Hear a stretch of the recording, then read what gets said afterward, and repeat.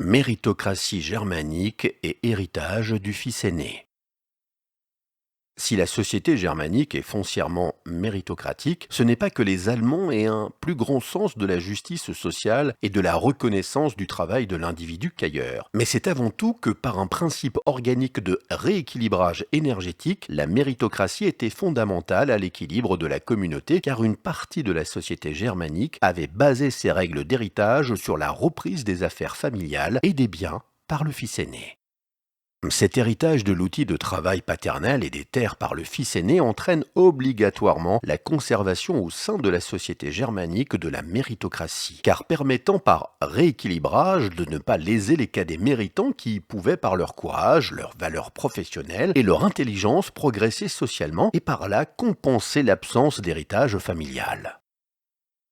Ainsi, la méritocratie allemande n'est pas le choix moral d'un peuple, mais une obligation découlant de la façon dont les biens sont transmis de génération en génération. Cette façon de transmettre les biens et les affaires familiales à l'aîné a structuré la société allemande et est à la base de la puissance germanique actuelle. En effet, une société où l'outil de travail et la terre productrice d'énergie ne sont pas divisés entre les héritiers mâles permet de maintenir dans cette société de puissantes entreprises commerciales, industrielles ou agricoles qui pourront plus facilement, par les importants bénéfices qu'elles feront, se moderniser pour continuer à produire de génération en génération pour la communauté plutôt que de s'étioler et s'affaiblir par le morcellement entre les héritiers.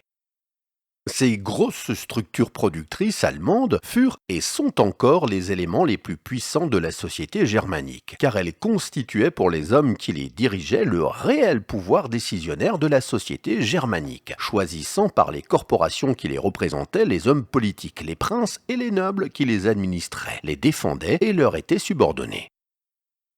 Ceci est à mettre en comparaison avec la société française primitive, dont le roi et la noblesse à ses ordres étaient la force décisionnaire la plus puissante, la noblesse possédant les terres et les hommes qui les faisaient fructifier par leur travail, administrant l'État en imposant les artisans et les industriels pour continuer à régner tout en conservant leur train de vie luxueux.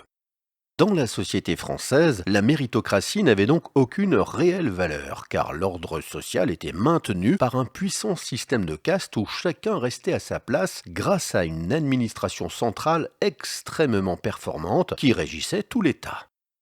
La société allemande est donc à la base, par son système d'héritage du fils aîné, une méritocratie sans État centralisé comme en France, ou des villes ou de petits États dirigés par de puissantes corporations et administrés par une noblesse élue et subordonnée aux puissances productrices se font une guerre économique en attirant à eux les fils cadets de toute la Germanie. Cadets qui pourront monter socialement par leur travail méritant au sein des puissances productrices dirigées le plus souvent par l'aîné d'une fratrie.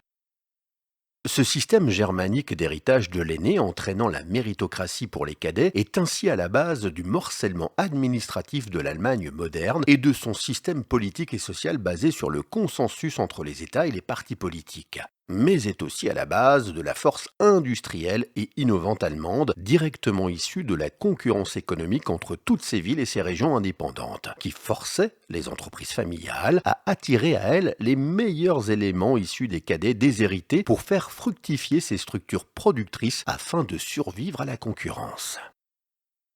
Cette méritocratie germanique, directement issue d'un système d'héritage ancestral, est perceptible dans l'instruction morale véhiculée par les contes populaires allemands. C'est ainsi que dans le célèbre conte pour enfants recueilli par les frères Grimm, le vaillant petit tailleur, en allemand Das tapfere Schneiderlein, un petit tailleur un peu inconscient, courageux et très malin, sauve un royaume de la tyrannie de géants et est en récompense de son courage marié à la fille du roi, ce qui est à mettre en comparaison avec les contes populaires français où un prince transformé en crapaud ou une princesse rétrogradée au rang de servante et vivant comme une souillon retrouveront à la fin du conte leur véritable nature noble ou royale, et épouseront une princesse, un prince ou le roi, retrouvant par là leur rang hérité par leur noble naissance.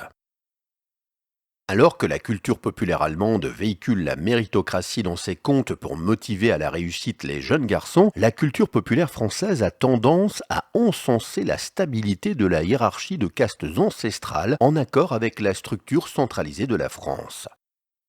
Cependant, ne nous méprenons pas. Si la France est un système de caste sans possibilité de mobilité sociale, donc sans méritocratie, la méritocratie allemande ne s'exerce que dans le cadre de la société germanique. La germanitude ne s'héritant que par le sang et générant une conscience raciale qui fut à la base de la force mais aussi de tous les excès du peuple allemand.